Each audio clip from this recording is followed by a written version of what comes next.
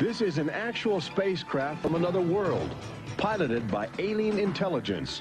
One sighting from tens of thousands made over the last 50 years on virtually every continent on the globe. Intelligent life from distant galaxies is now attempting to make open contact with the human race. And tonight, we'll show you the evidence.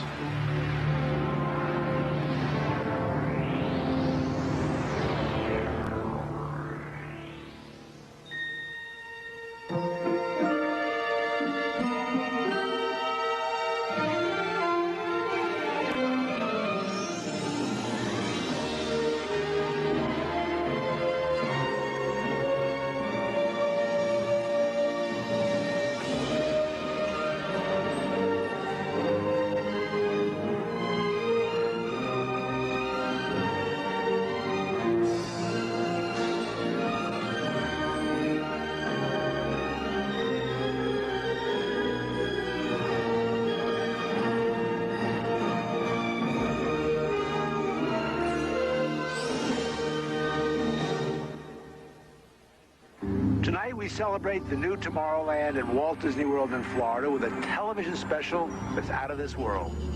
Hello, I'm Michael Eisner, head of the Walt Disney Company.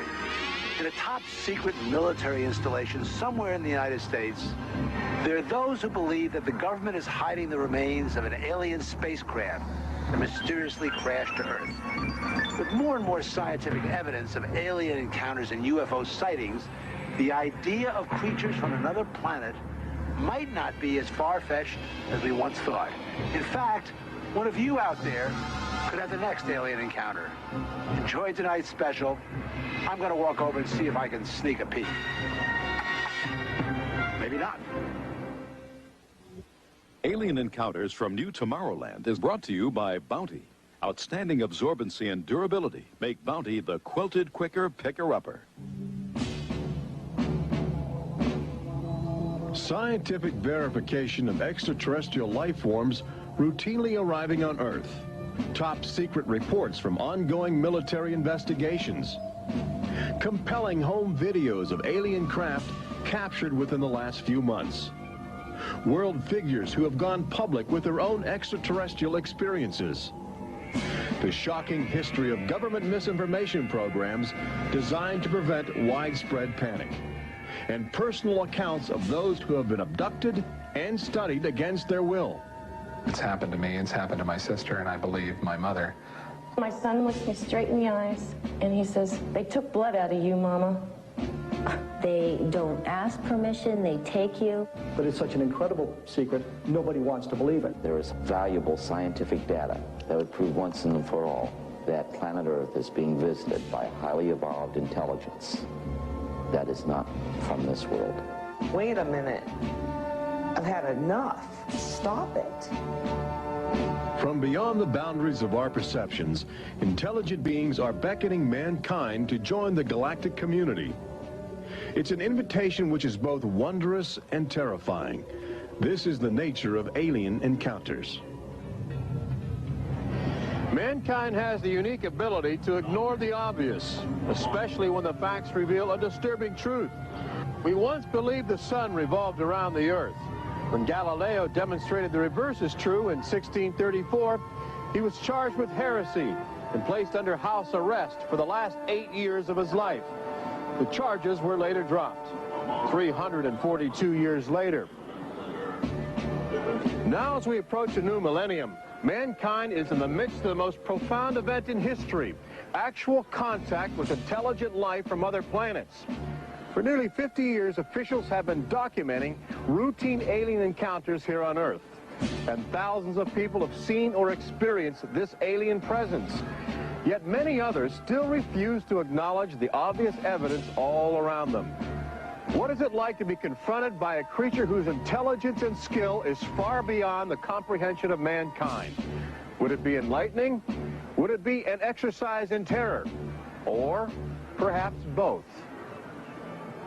Here in the new Tomorrowland at the Walt Disney World Resort near Orlando, Florida, these concepts are brought to life as guests experience their own alien encounter, a sensory thriller from Disney and George Lucas. We'll give you a sneak preview later in the show. But first, we must prepare you for the future with some shocking insights from the recent past.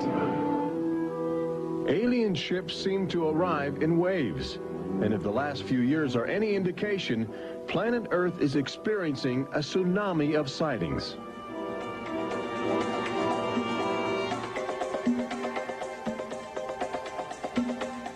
Mexico City, 1992. If you were arriving from outer space, this would be your first stop. It's the world's largest metropolitan area, easy to spot from a distance. Saucers arriving here have an affinity for military helicopters. This one was caught stalking a squadron during a national holiday celebration. Dozens of people videotaped the craft. Millions more just stared in disbelief as it covered 200 square miles of territory in a matter of minutes. Canada, 1991.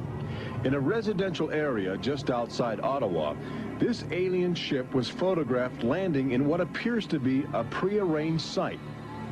UFO investigators claim the structure of this craft reveals a technology previously undocumented. This sighting is known as the Guardian case, named after the pseudonym of the photographer who wishes to keep his identity secret to avoid harassment from local authorities uncomfortable with the notion of alien intruders. For the last few months of 1994 and lately in 1995, Gulf Breeze, Florida has been ground zero for alien encounters. Especially during the day, extraterrestrial craft have become common ornaments in the uneasy skies. Over those dunes, right there. There she is, right there. Oh my God. Residents of Gulf Breeze routinely aim their home video cameras at the horizon. More often than not, they capture an astounding alien display. Look, there it is. Right up there. Looks like an egg on top and an egg on bottom. You would think these alien sightings would be front page news. So why have they received almost no national attention? The answer is simple. For governments determined to maintain their authority, extraterrestrial contact is pure dynamite. They're beings from another planet. We don't know where they come from. We don't know what they're doing here. There's nothing we can do about it. Meet Captain Kevin Randall, retired Air Force intelligence officer, now a top investigator of alien encounters. Anytime a technologically superior civilization comes in contact with a technologically inferior civilization, the technologically inferior civilization ceases to exist. Not necessarily through conquest, not necessarily through invasion, but because the technology changes the underlying social structures of that civilization and it disintegrates. Those fears are reflected in a 1960 federally funded study by the Brookings Institution, which warned that public knowledge of alien life could cause civilization to collapse. So they began a policy of covering up and hiding the information, but they also began a policy of ridiculing, so that people who really see something are afraid to come forward. This isn't right to do the ridicule. I mean, a lot of people suffer. Retired Army officer Clifford Stone certainly suffered after he began private research into the UFO phenomena while still in the service. Well, I was given a lawful order while I was in the military to back off. I refused that lawful order. That resulted in me having to go to be psychoanalyzed, which kind of backfired on my command. But I was actually given a lawful order not to write to members of Congress without first getting it approved through my command, and not to talk to members of the media. Of course, I went out and violated all those directives simply because I felt they had no right, that I had a right. He also has determination. This collection of classified government documents represents years of determined effort by Stone to open the UFO files and offer fresh leads to investigators on the trail of the truth. It is not surprising that this book is making top military officials very uncomfortable. I think that some of the underlying concerns they have is the impact it will have on society as a whole if the information is ever released. Then why have aliens chosen to visit our small blue planet? hidden on the distant fringes of an insignificant star cluster? Well, we invited them here. When we return, what is attracting alien visitors to planet Earth? Extraterrestrials take aim on America's military. A crashed saucer becomes a top-secret bombshell. The nation's capital becomes a cosmic crossroads. And later, how Disney Imagineers have designed a way to prepare humans for their inevitable alien encounter.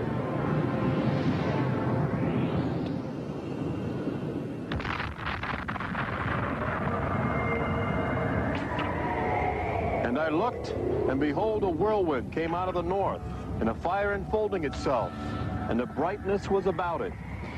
Also out of the midst thereof came the likeness of 4 living creatures. And when the living creatures went, the wheels went by them. And when the living creatures were lifted up from the earth, the wheels were lifted up. For the spirit of the living creature was in the wheels. Ezekiel chapter 1. There have been reports of alien encounters throughout recorded history, often buried in the obscure poetry of mystics. But since the end of World War II, alien encounters have adopted a darker, more menacing demeanor. No longer just spirited lights dancing in the sky, UFOs turn more brazen, announcing themselves with surprising ferocity. Most alien activity on Earth in this century seems to have been sparked by the single most profound technological achievement in human history.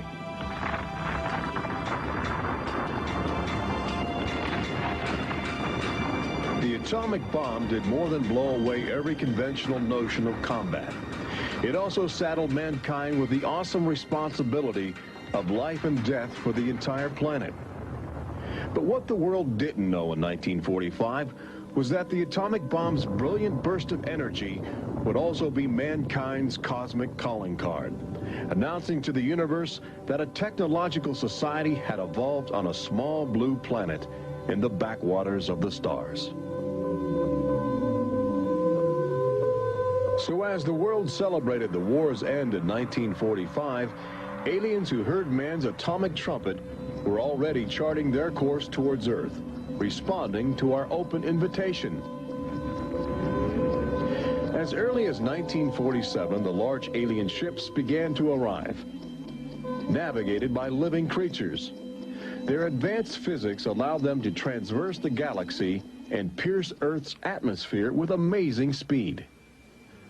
The U.S. military immediately went on the alert against the unknown menace. Sightings were perceived as threats to the security of an America still reeling from the edgy consciousness of war.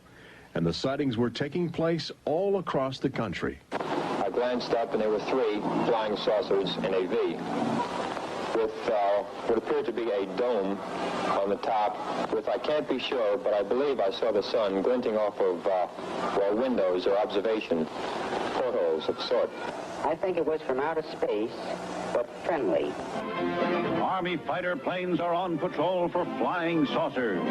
Cameras installed to photograph them. Portland, Oregon, the area from which came the first weird reports. This flying saucer patrol shows how the Air Forces, while not putting too much stock in the mysterious things in the sky, are investigating. The control tower's in touch and on the watch. So are a whole lot of people these days. They're seeing flying saucers everywhere. Blocks of fantastic discs flying through the air. But the military finally had to admit that something was happening that they didn't understand, offering their first and only public statement on the UFO phenomenon. The recent sightings are in no way connected with any secret development by any agency of the United States. They weren't always called flying saucers. Some reports claim they resembled other household objects. The public was fascinated and anxious to make contact. But our official response remained aggressive, sometimes sparking deadly games of high-speed, high-altitude cat and mouse. National Guard Captain Thomas Mantell played that game and quickly became a grisly statistic. His last words, as Mantell soared at an altitude of 20,000 feet, are a chilling commentary on the power of the alien ships. I'm closing in to take a look. It looks metallic and of tremendous size. It's going up now as fast as I am. That's 360 miles per hour. I'm going after it. Moments later, Captain Mantell's mission had ended. Occasionally, the tables were turned. More than one alien craft crashed and was recovered for secret U.S. military research. The most famous case took place in July of 1947, just outside the community of Roswell, New Mexico. Famous because local officials openly admitted they had retrieved an alien ship before their commanders instructed them to keep the story confidential. What you can't explain, they reasoned, you must deny. July of 1947, the Army Air Forces at Roswell announced we had captured a flying saucer. You can say our government announced in July of 1947 they had a flying saucer. 3 hours later, they announced, no, it's really a weather balloon. The officers at Roswell made a mistake. But our government has come forward and said, yes, we had a flying saucer. Then they took it back. Any one of your viewers can go back to the newspapers on July 8th, July 9th of 1947, and just front page headline after headline that the government had captured a flying saucer. Don Schmidt from the Center for UFO Studies in Chicago is convinced that the Roswell case is the linchpin in America's ongoing alien cover-up. We have over 550 witnesses. They were there. They handled the debris. They saw the craft. They saw the bodies. They handled the crew members of that craft. And invariably, they all say, this was not from this earth. This is the actual site where the Roswell saucer was discovered, along with the bodies of 3 extraterrestrial missionaries who didn't survive the collision. The debris and the dead were impounded and taken away for top-secret study, while a classified investigative committee called the Majestic 12 was organized by President Truman. And a government cover-up was initiated with a calculated disinformation campaign. The military, I know for a fact, has established what's called disinformation programs, officially sanctioned deception programs. This is covered by a regulation at Department of Defense level that's secret. This is the case with the unidentified flying objects.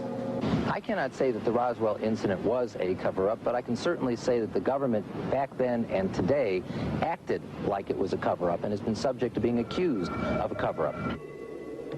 The flying saucer debris at Roswell was attributed to a downed weather balloon. There was no explanation for the alien body parts among the wreckage.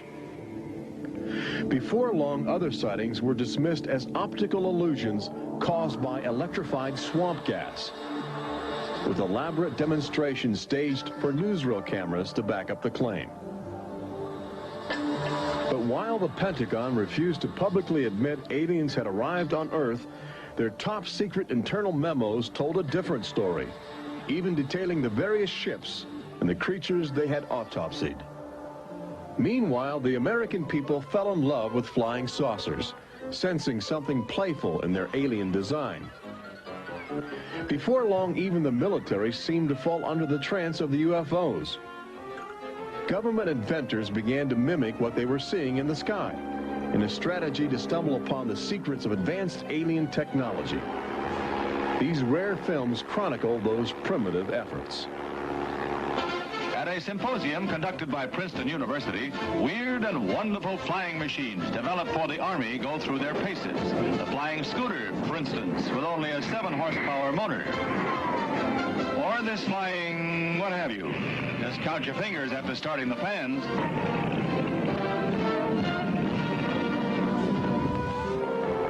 The naive attempts to copy the saucers began to look foolish, especially in July of 1952, when real alien ships were routinely buzzing over Washington, D.C., leading fighter pilots on frustrated chases lasting as long as 6 hours. It was the first time since the War of 1812 that our nation's capital had been successfully invaded by a foreign power.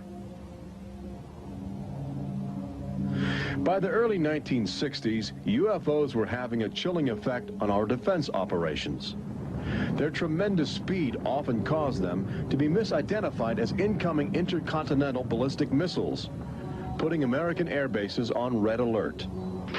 There needed to be some way for the U.S. and the Soviets to distinguish between nuclear attack and alien visitors. The weapon is installed in the Pentagon, but it's a weapon of peace. This is the teletype that will operate at the U.S. end of an open line to Moscow. This link, it is hoped, will help avoid misunderstandings that could possibly trigger a catastrophe. Now, a president could be in touch with the Russian premier in a matter of seconds.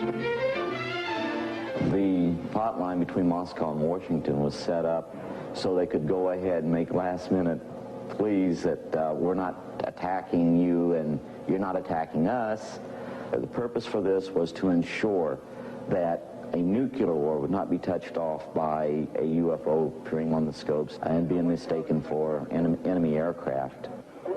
The hotline eased some international tensions, but it didn't halt the interaction between the military and the aliens, which continues to this day. November of 1975, essentially every SAC base in the United States was visited by UFOs. We have reason to believe that the UFOs went ahead and had some effect on changing the codes within the missiles, within the launch control facility, to change where the missiles would hit. 1976, September, Iran. 2 F-4s tried to intercept a UFO and shoot upon the UFO. The weapon systems of the planes go dead. The communication systems go dead. These are just 2 examples of cases which sound like they came out of science fiction, but in reality, they're from government documentation. Documents released by the State Department. 3 main engines up and burning.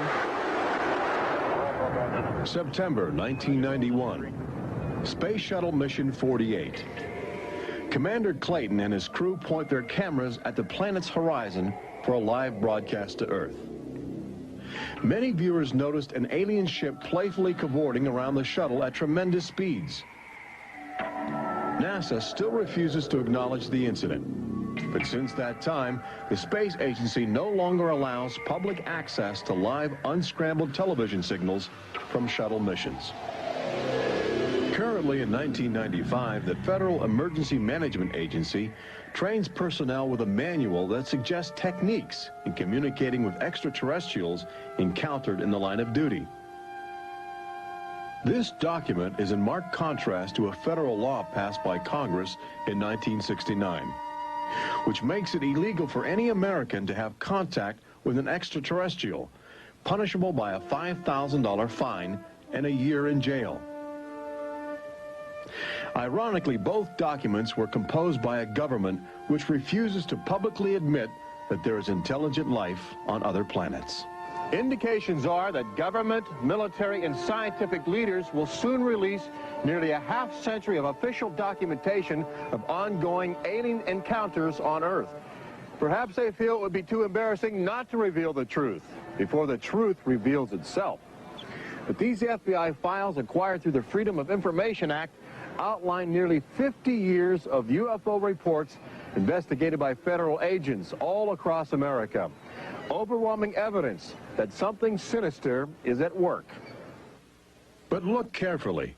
The torn pages, the ragged copies, the large areas blacked out in an effort to keep secrets locked away. If we are keeping information, which I am certain we are, from the American public on unidentified flying objects, then we're wrong. Government has an obligation to the people to tell the truth. No matter what that truth might be, the people have a right to know that planet Earth is being visited by a highly evolved intelligence that is not from this world.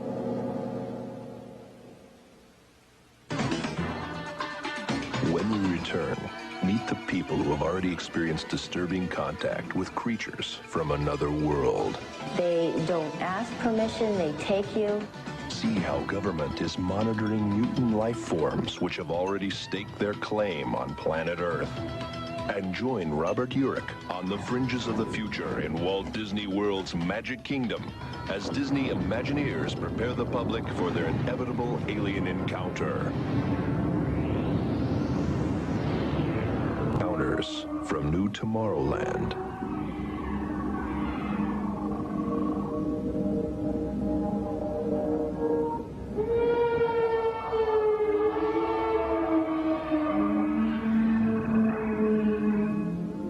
The fact is, everyone encounters alien life forms each day.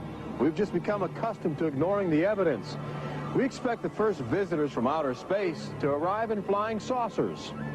But there are new scientific suggestions that the microbiotic organisms, which routinely invade human bodies in the form of viral disease, may have extraterrestrial connections.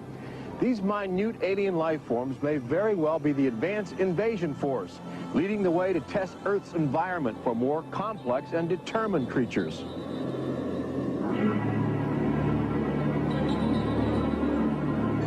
The idea is not new. Arrhenius, a Swedish chemist who died in 1927, first proposed the theory of transfermia, the notion that life is universally dispersed, possibly carried by cosmic winds across the vast expanse of the galaxy in the form of viral spores. Uncovering this mutating alien life is an ongoing government project carried out by scientific teams at NASA. They begin by collecting meteors which have landed on the barren landscape of Antarctica. Here, low temperatures preserve the alien life clinging to 4-billion-year-old cosmic debris.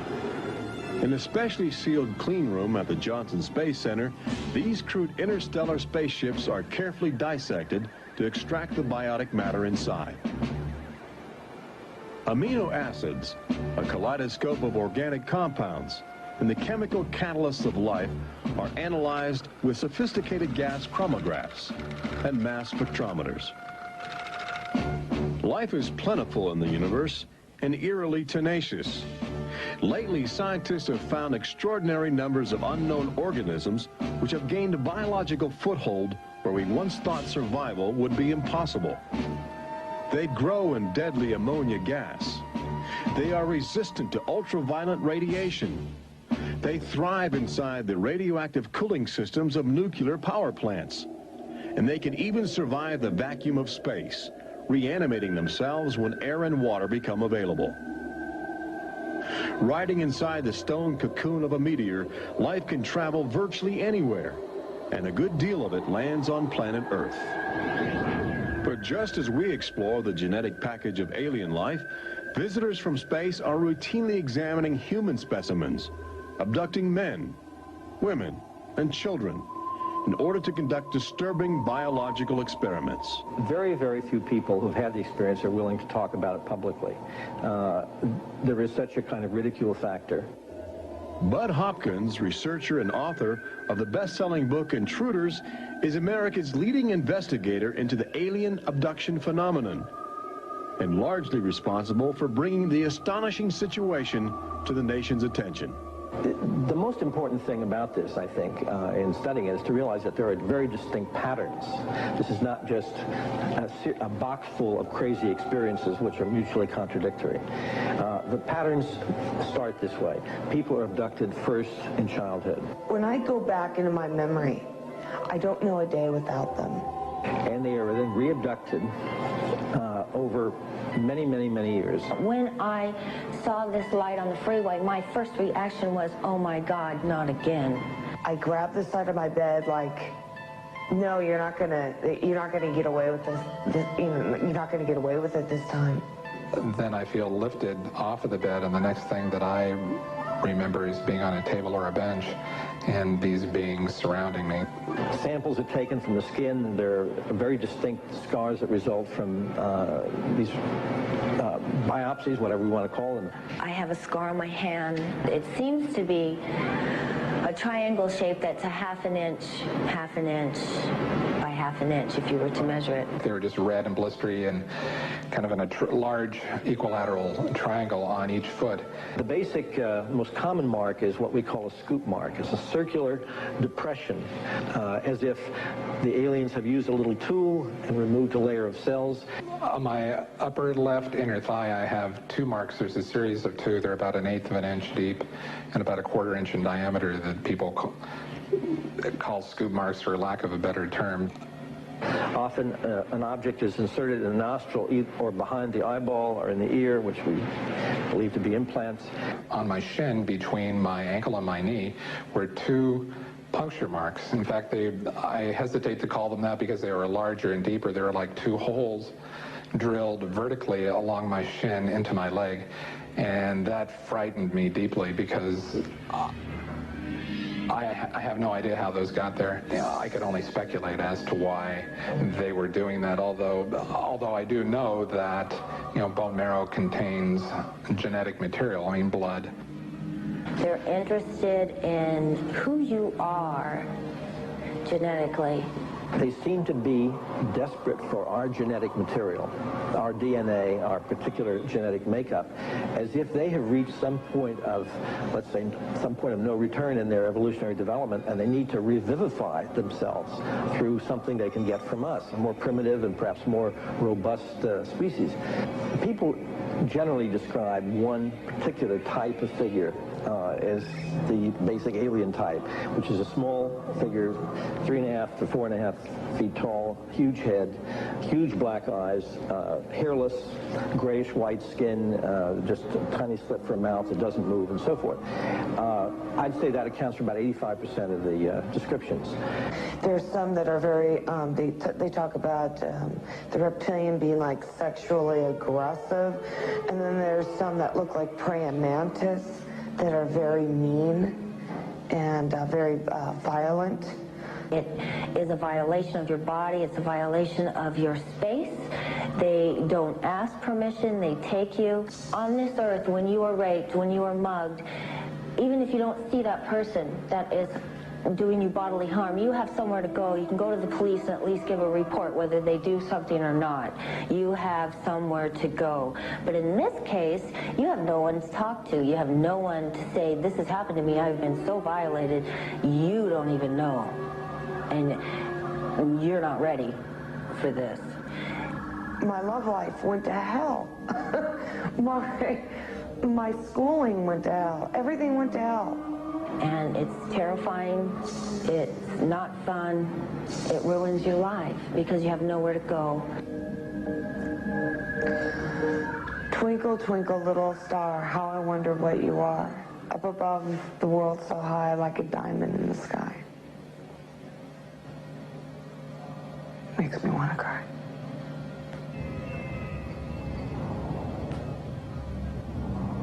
Part of the trauma involved in this is our government telling us that these objects don't exist. And I seem, and other members of my family, and other people seem to have these experiences.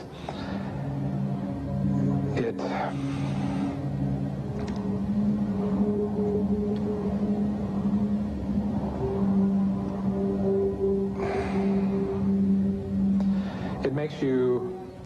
makes you doubt your sanity.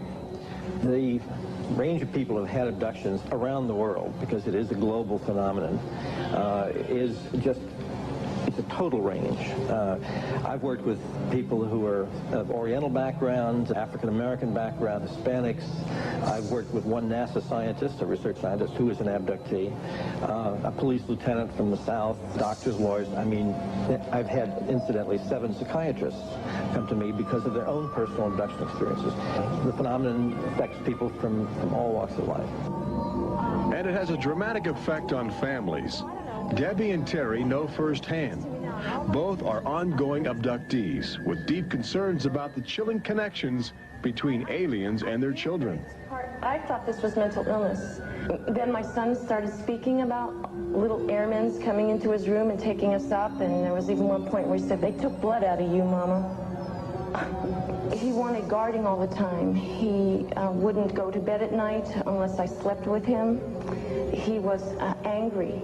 And the other thing is he started setting traps. One night my husband came home from work and there's these little colored stones all over the garage. And Dale, my husband, said, "What is this for?" And he says, "Well, this is when the airmen come, they slip and fall on their butts." The interesting thing about children is a sort of innocence about their perceptions. I will present these cards of different heads, and there's Santa Claus, Batman, policeman, a clown, Ninja Turtle, an alien. What we do is to see how the child responds when we get to the alien face, and it can be extremely moving, because I've seen children just collapse when they see the drawing of the alien, crying, hugging their fathers or their mothers in terror.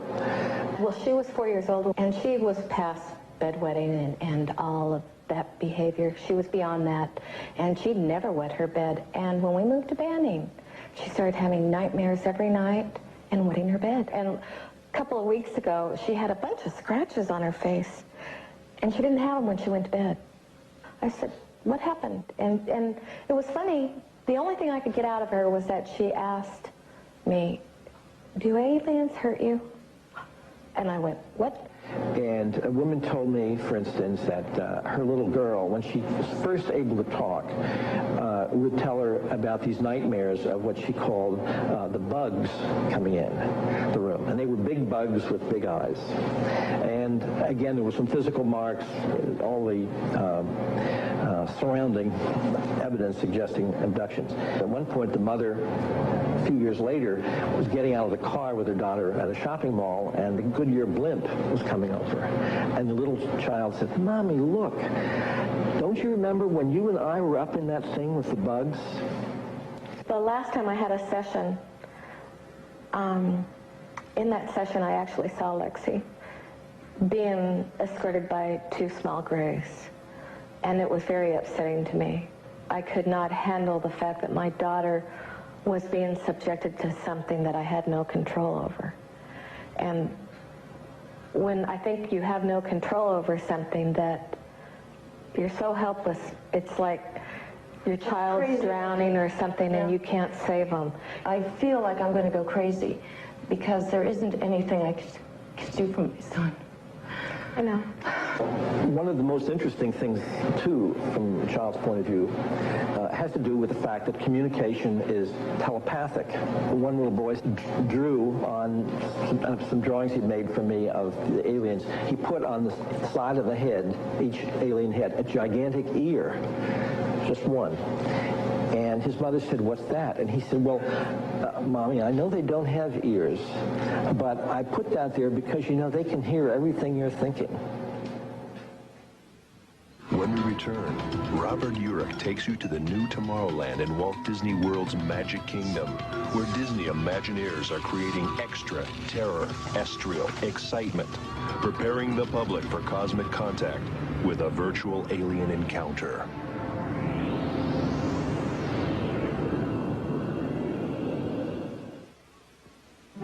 An official UFO sighting report, one of thousands compiled over the last few decades.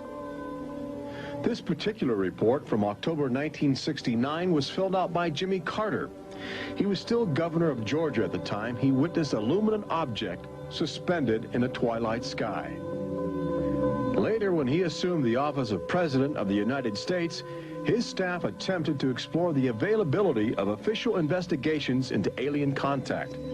As this internal government memo illustrates, there are some security secrets outside the jurisdiction of the White House. We investigated lights in the sky for over 20 years. We didn't get anywhere. We have over 100,000 cases from over 160 countries in our files at the Center for UFO Studies in Chicago. When you actually take the time to look at the official record, look at the actual classified, disclosed documents on the phenomena, and I'll guarantee you'll walk away saying, why weren't we told about this? And why were we told something else altogether? We've all been indoctrinated to have this knee-jerk response just to that term, UFO. We have to ask ourselves, who started it? And isn't it about time we go out and find out for ourselves?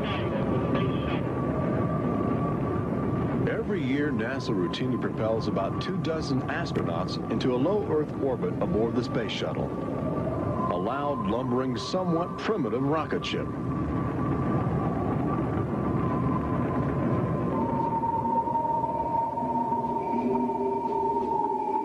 But but most Americans will likely explore outer space aboard crafts of alien origin.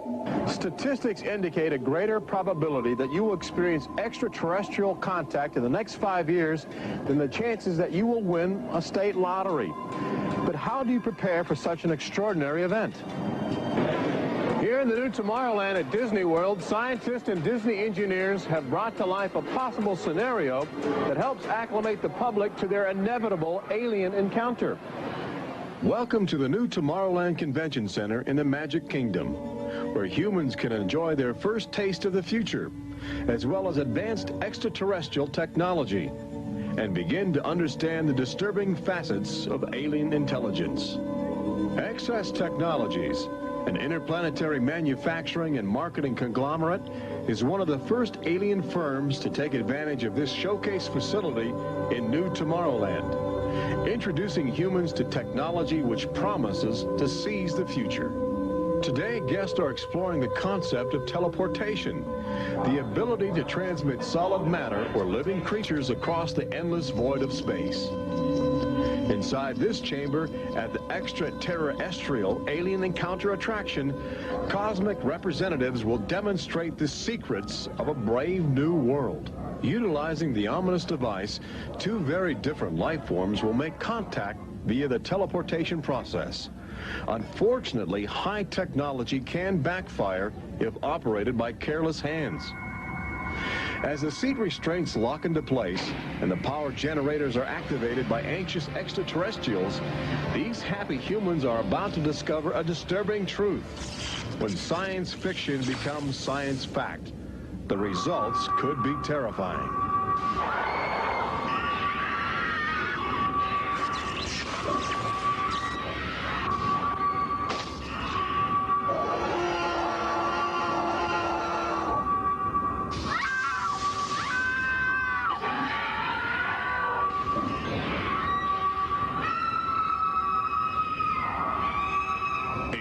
Encounter opens at Walt Disney World summer 1995.